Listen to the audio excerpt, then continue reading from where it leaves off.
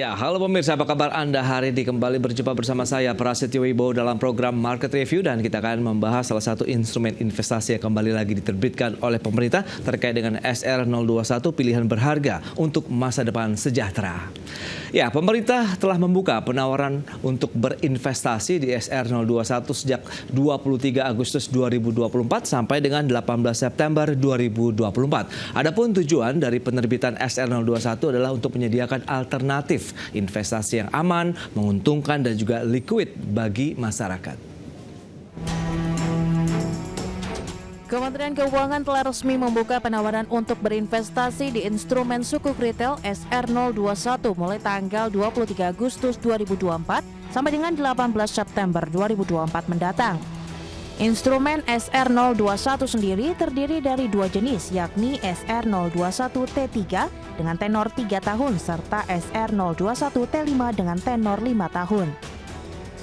Adapun besaran kupon untuk SR021T3 yakni sebesar 6,35% dan untuk seri 021T5 tingkat kupon yang ditawarkan sebesar 6,45% per tahun. Dengan tenor 3 tahun dan 5 tahun tersebut, maka SR021T3 akan jatuh tempo pada 10 September 2027 dan SR021T5 akan jatuh tempo pada 10 September 2029 mendatang. Seluruh dana yang diperoleh dari hasil penerbitan SR021 ini akan digunakan oleh pemerintah untuk pemenuhan target pembiayaan anggaran pendapatan dan belanja negara tahun 2024 dan perubahannya jika terdapat perubahan. Direktorat Jenderal Pengelolaan Pembiayaan dan Resiko Kementerian Keuangan dalam keterangannya menyebutkan, tujuan penerbitan SR021 adalah untuk menyediakan alternatif investasi yang aman, menguntungkan, dan liquid bagi masyarakat. Selain itu, penerbitan SR021 juga mendukung pemulihan ekonomi dan pengembangan pasar keuangan syariah, memperluas basis investor di pasar domestik, serta memperkuat pasar modal Indonesia dengan mendorong transformasi masyarakat dari saving-oriented society dengan investment-oriented society. Berbagai sumber, IDEX Channel.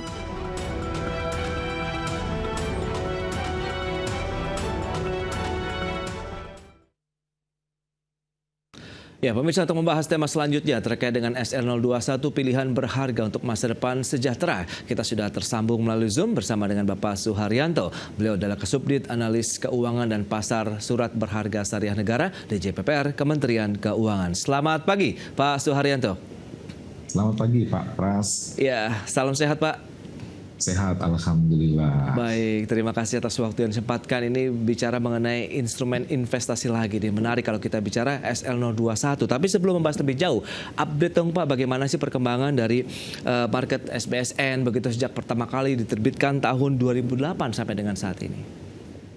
Iya, terima kasih Pak Pras. Jadi senang sekali ini bisa menyapa teman-teman terkait dengan penerbitan sukuk SR21 ya, tahun 2024 ini, dan dapat kami sampaikan perkembangannya ya, bahwasanya sejak tahun 2008 kita mulai penerbitan sukuk gitu ya, hingga catatan kami tanggal 22 Agustus ini kita sudah menerbitkan 2.762 triliun gitu ya. Dan total outstanding kita itu masih ada sebesar 1.576 triliun gitu ya. Nah, khusus untuk yang sukuk retail sendiri itu kita sudah menerbitkan sebesar 452,98 triliun. Itu kita terbitkan dalam seri retail, yaitu sukuk retail atau seri SR itu ada 23 seri, lalu untuk sukuk tabungan itu ada 15 seri, lalu juga yang terakhir ini cash wakaf link sukuk ya.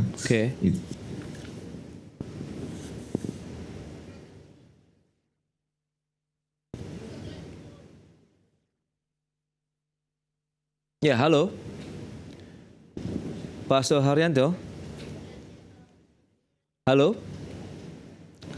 Ya, baik pemirsa, nampaknya kami mengalami gangguan terkait dengan komunikasi melalui Zoom, dan kita akan lanjutkan kembali nanti di segmen berikutnya. Tetaplah bersama kami.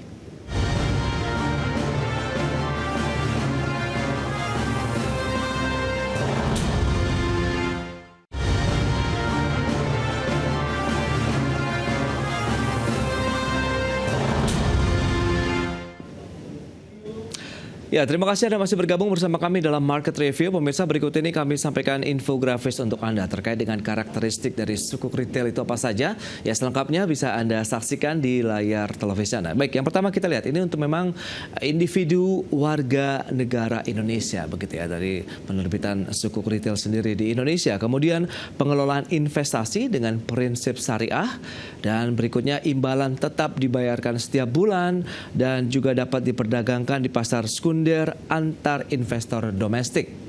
Itu dia untuk karakteristiknya. Berikutnya kita lihat struktur dari SR021, T3 dan T5. Baik, untuk indikatornya kita lihat tingkat imbalan, pemesanan dan juga jatuh tempo. Baik, untuk SR021 tenor 3 tahun atau T3, tingkat imbalannya 6,35% dengan pemesanan antara 1 juta sampai dengan 5 miliar rupiah. Jatuh temponya di 10 September 2027. Berikutnya untuk yang tenor 5 tahun, tingkat imbalan 6,45%, kemudian pemesanan 1 sampai dengan 1 juta rupiah, maksud saya sampai dengan 10 miliar rupiah. Berikutnya jatuh temponya di 10 September 2029. Dan selanjutnya kita lihat timeline dari SR021. Masa penawaran ini per tanggal 23 Agustus 2024, 18 September adalah penawaran selesai, kemudian penetapan hasil penjualan di 23 September 2024, kemudian tanggal settlementnya atau penerbitan di 25 September 2024.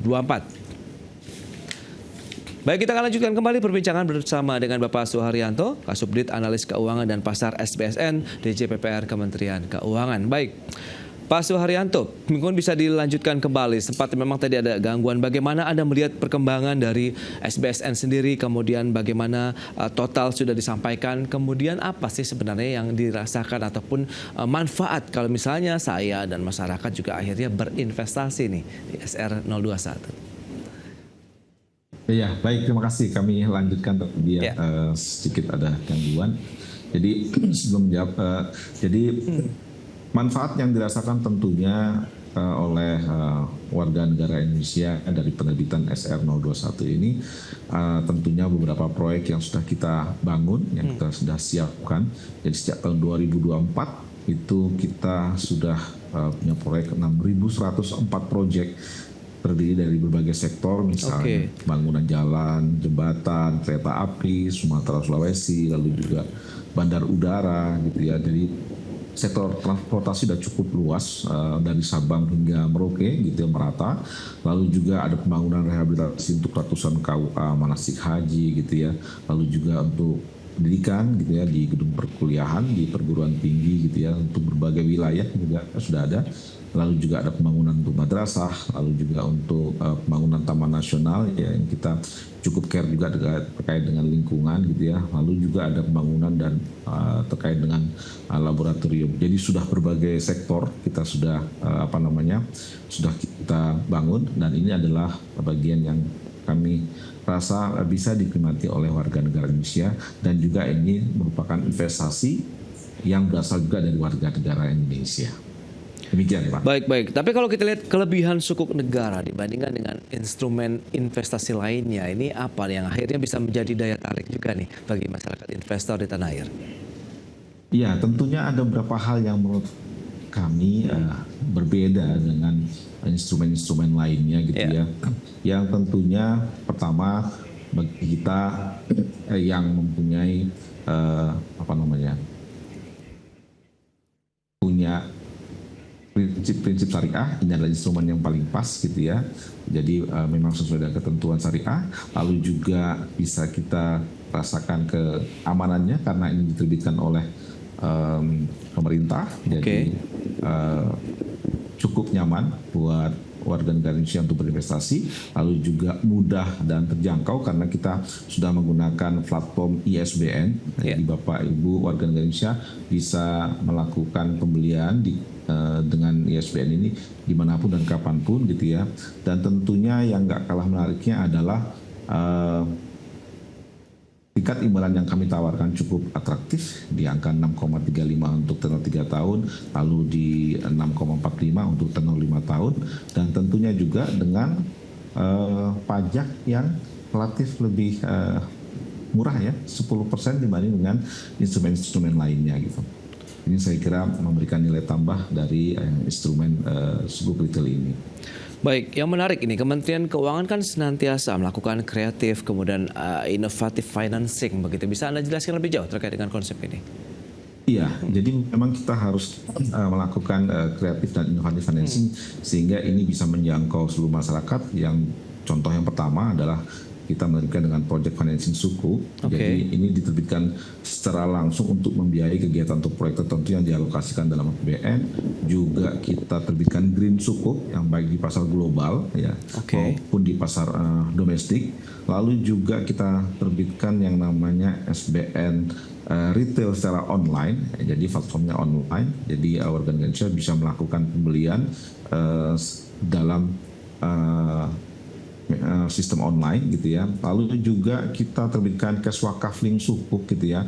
Jadi ini untuk membantu investasi yang sosial ya, juga mendukung gerakan nasional wakaf uang gitu ya, sehingga masyarakat yang mau melakukan pembelian untuk tidak hanya wakaf dalam bentuk gedung dan bangunan dan tanah seterusnya, tapi juga melalui kas. Juga kita terbitkan SDG bond ya. Lalu juga ini yang nggak kalah penting kami rasa adalah dengan konsep blended financing, yaitu menitikberatkan pendanaan swasta untuk proyek infrastruktur dengan skema KPBU.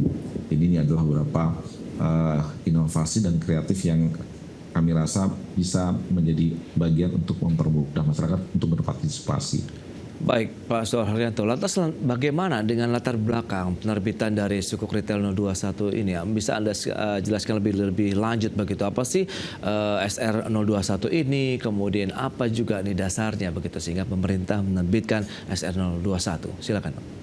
Ya, ada manfaat yang memang ataupun latar belakang yang menjadi dasar kita melakukan penerbitan. Tentunya yang pertama adalah kita menyiapkan instrumen yang bisa dimanfaatkan oleh investor, jadi sebagai instrumen berinvestasi bagi investor ya. Tidak hanya mengenal instrumen-instrumen yang sudah ada saat ini, deposito dan seterusnya gitu ya, tapi kita punya salah satu instrumen yang cukup menarik bagi warga Indonesia. Yang kedua tentunya kita dalam rangka pemenuhan pembiayaan fiskal kita, APBN kita gitu ya, dengan membangun infrastruktur melalui surat berharga negara dalam sukuk retail ini. Jadi dua hal ini menjadi kunci utama latar belakang kami menerbitkan sukuk retail ini.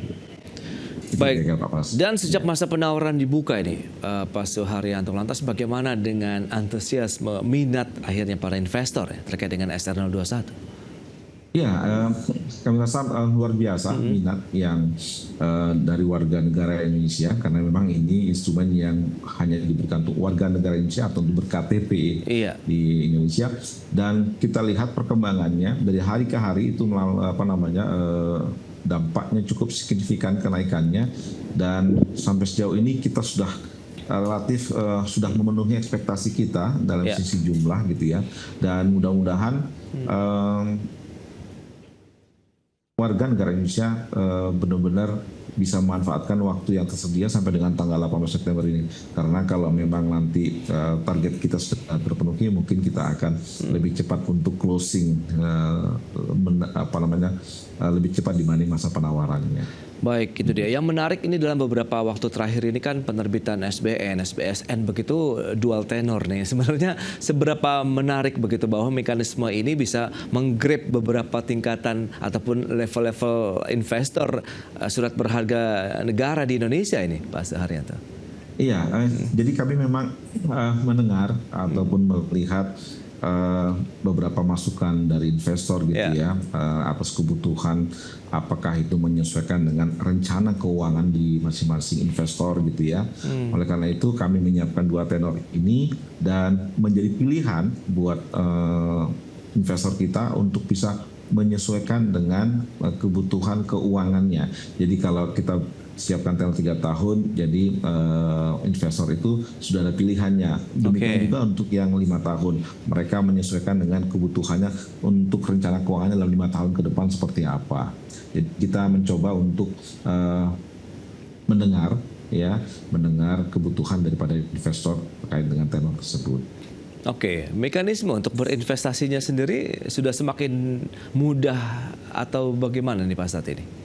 Iya, betul. Kita melihat ini dengan adanya platform ISBN ini, elektronik berharga negara ini, dengan platform online ini, itu memberikan kemudahan dan bisa menjangkau investor kita dari Sabang hingga Merauke. Bahkan kalau investor kita ada di luar negeri sekalipun, itu bisa melakukan pembelian gitu ya.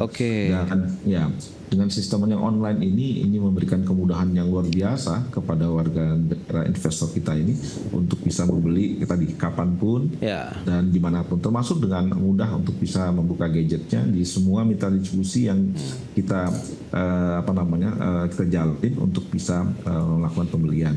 Ya, cukup mudah dengan 4 tahapan gitu ya, atau 3 tahapan, membuat meregistrasi, lalu melakukan order atau pemesanan, yang ketiga pembayaran, lalu nanti ada konfirmasi dari kami untuk bisa menyatakan bahwasannya investor tersebut telah melakukan pembelian. Oh, itu dia, sebegitu mudahnya sekarang masyarakat untuk bisa berinvestasi ya di dalam surat utang negara atau SBSN begitu yang dikaitannya dengan SR021 ini. Lantas kelebihannya sendiri dari SL021 ini apa saja nih yang bisa juga nanti didapatkan dari masyarakat investor kita, apalagi dual tenor tadi bisa memberikan keleluasaan kan bagi masyarakat juga nih untuk berinvestasi. Iya, tentunya kelebihannya mungkin dibanding instrumen lainnya ya. Tadi sudah kami sampaikan aman karena dijamin oleh negara, yang mudah dan terjangkau karena memang kapanpun dan dimanapun ya, investor bisa melakukan pembelian. Yang ketiga tentu yang sangat menarik adalah tingkat imbalan yang atraktif ya, mungkin bisa dibandingkan dengan beberapa instrumen lainnya, dan termasuk juga tingkat pajak tarif pajak yang lebih murah dibanding beberapa instrumen lainnya, cukup 10% gitu ya. Lalu juga tentunya adalah ketentuan syariah yang memberikan kemudahan buat investor lainnya yang memang membutuhkan konsep syariah di dalam investasinya. Baik. Nah, memanfaatkan demografi investor Indonesia, Anda melihat ini satu keberuntungan tersendiri tidak sih bagi pemerintah begitu dalam menerbitkan surat-surat utang negara begitu seperti SBSN SR021 ini? Ya, jadi kita melihat bahwasanya dengan memberikan kemudahan dalam sisi platform khususnya tadi ya, itu memberikan kemudahan buat siapapun. Bagi investor kita itu, jadi dengan semudah dia memegang gadget gitu ya, semua informasi sudah ada di situ. Jadi dengan semudah itu juga transaksi bisa dilakukan dengan minimal pembelian hanya 1 juta rupiah ya. Jadi investor sudah bisa melakukan pembelian, dan untuk tenor 3 tahun ini maksimal 5 miliar, sedangkan untuk tenor yang 5 tahun maksimal adalah 10 miliar. Dan ini saya kira dari sisi size cukup bisa memberikan gambaran kepada investor kita itu pilihan mana yang terbaik. Oke, terakhir harapan dan target-target dari Kementerian Keuangan sendiri dalam penerbitan surat utang negara, baik SBSN dan lain-lain, silakan. Ya, harapan kami investor kita warga negara Indonesia dengan waktu yang relatif terbatas ini, tinggal beberapa hari ke depan karena kita akan selesai di tanggal 18 September ini masa penawarannya gitu ya. Kami berharap investor warga negara Indonesia bisa memanfaatkan waktu yang ada, karena tentunya kita tahu persis nanti ada kemungkinan potensi cut rate di bulan September ini ya, itu akan berdampak kepada penurunan imbal hasil, sehingga kami kira ya untuk tingkat kupon yang kami tawarkan pada saat ini atau imbal hasil yang kami tawarkan saat ini adalah itu yang terbaik buat investor gitu ya. Dan satu sisi tentunya ini waktunya untuk membeli, time to buy. It's time to buy bagi para investor di Indonesia begitu. SR021 juga menawarkan tadi cuan yang tentu bisa menjanjikan ya begitu ya Pak Suharyanto. Baik, saya sekali waktu terbatas ini Bapak, terima kasih banyak atas waktu, sharing dan juga informasi yang sudah Anda sampaikan kepada pemirsa pada hari ini. Selamat melanjutkan aktivitas Anda kembali. Salam sehat Pak Suharyanto. Ya, terima kasih Pak Pras. Ya pemirsa, demikianlah Market Review kali ini. Perbarui terus informasi Anda hanya di IDX Channel, your trustworthy and comprehensive investment reference. Jangan lupa saksikan program First Session Closing yang akan tayang pukul 11.30 waktu Indonesia Barat. Karena urusan masa depan harus terdepan, aku investor saham. Ya, saya Prasetyo Wibowo beserta kerabat kerja yang bertugas pamit undur diri. Terima kasih, sampai jumpa.